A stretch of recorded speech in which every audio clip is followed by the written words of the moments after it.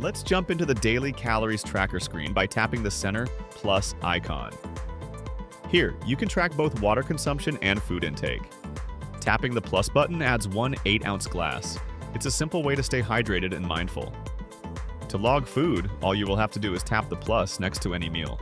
You'll see a barcode scanner icon.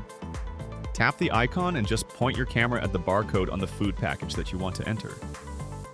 MiPHR is integrated with Fat Secret, giving access to one of the largest nutrition databases.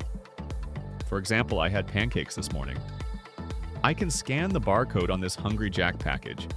After a second or so, the details are populated.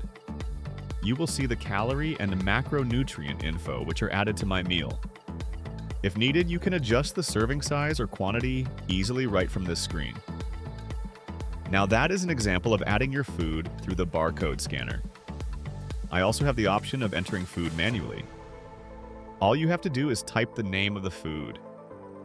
In this case, I'll just type in bacon, for instance, and select the closest match from the database. From there, I can tweak the serving and quantity based on what I actually ate.